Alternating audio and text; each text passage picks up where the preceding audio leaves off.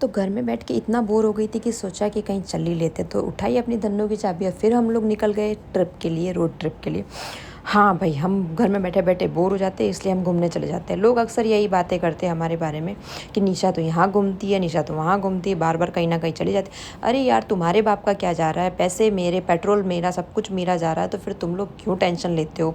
मैं जाऊँगी मेरा जहाँ मन करेगा। तो आज हम लोग जा रहे थे, मेरे जेठ जेठानी के घर का मुहूर्त था, तो उसमें जाना था, तो हम लोग निकल गए राजकोट के लिए। तो आज हम लोग को जाना था राजकोट के लिए, तो हम लोग रेडी हो गए फिर निकल गए। और ऐसा है ना भाई, लोग बहुत पंचायती करते हैं कि तू इतना क्यों घूमती है, बच्ची के स्कूल है, बच्ची बीमार हो जाएगी, ये वो। मुझे यार सब पता है, मैं एक माँ हूँ, मुझे सारी चीज़ों का ज्ञान है, मुझे सब पता होता है कि कब मुझे क्या करना है, मुझे कैसे रहना है। लोग ज्ञान इतना बांटते हैं ना, काश कि वो अपने ऊपर भी थोड़ा बहुत अमल कर लेते उस ज्ञान को लेके, तो शायद वो आज वो खुद भी इस तरह से घूम रहे होते। इतना पैसा वेस्ट मत करो, आप यहाँ क्यों जा रहे हो, आपका पेट्रोल का पैसा लगता है। अरे यार, सब कुछ मैं समझती हूँ, लेकिन क्या करूँ, मेरा ख़ानदान ही इतना बड़ा है कि मुझे हर जगह जाना पड़ता है।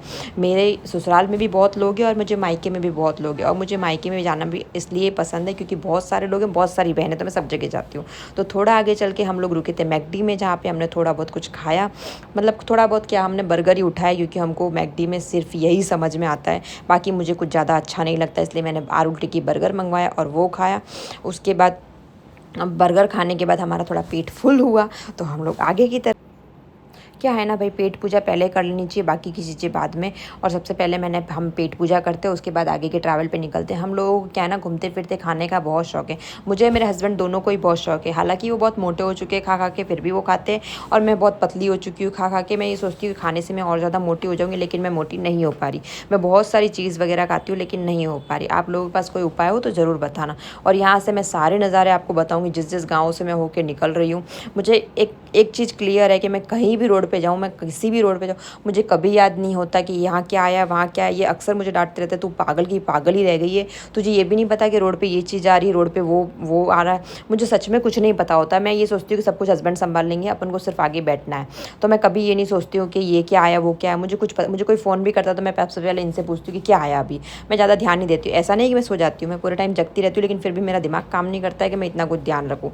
मुझे क्या है ना, ज़्यादा इंटरेस्ट बस घूमने में आता है, यहाँ वहाँ की चीज़ों में ध्यान रखने में नहीं। हाँ, नज़ारे सारे देखती हूँ, प्लस उनको कैप्चर भी करती हूँ, बहुत अच्छा लगता है।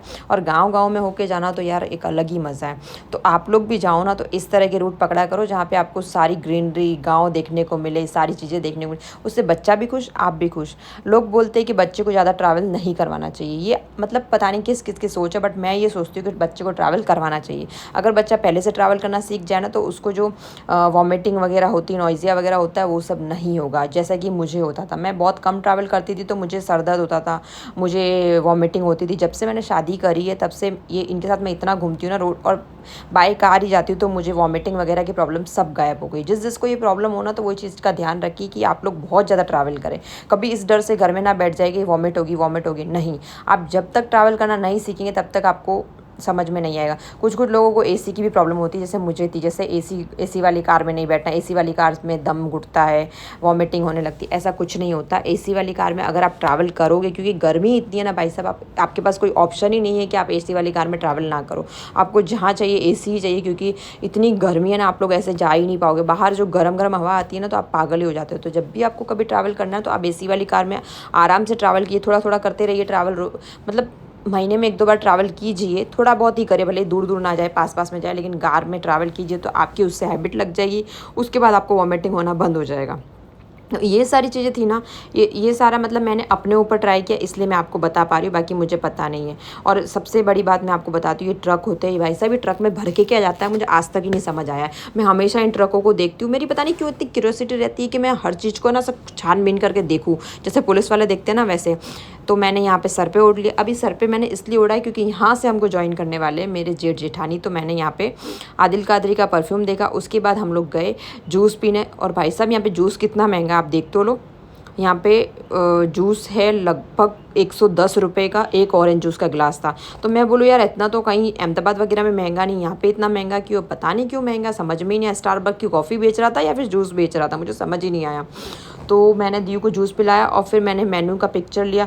तो इसके पापा बोले कि तू हर चीज़ का क्या वीडियो ले लेती, छोड़ना, उसने दिया तो दिया। मैं कहा यार तुमको पैसे की वैल्यू नहीं, मुझे बहुत वैल्यू, इसीलिए मैंने देखो एक कॉफ़ी का कप भी खाली कर दिया। और उसके बाद ये खाना, मतलब इतना पेट भरा हुआ था ना, फिर भी कुछ ना कुछ खा रही थी। ये थे राजमा चावल जिसके अंदर पनीर वनीर पता नहीं कितने सारे मसाले ऐड थे।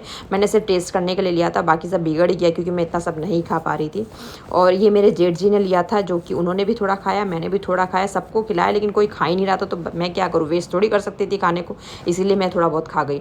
उसके बाद फिर हम लोग वापस से ट्रैवल के लिए निकल गए। वापस हम लोग अपने डेस्टिनेशन के लिए निकल गए। हमको राजकोट पहुंचना था बहुत जल्दी, इसलिए हम लोग धीरे धीरे मतलब आगे बढ़ रहे थे। यहाँ से मेरी जेठानी हमारे साथ बैठ गई थी क्योंकि जेठ जी को थोड़ा काम था, तो अपनी जेठानी को लेके हम लोग उनके घर जा रहे थे।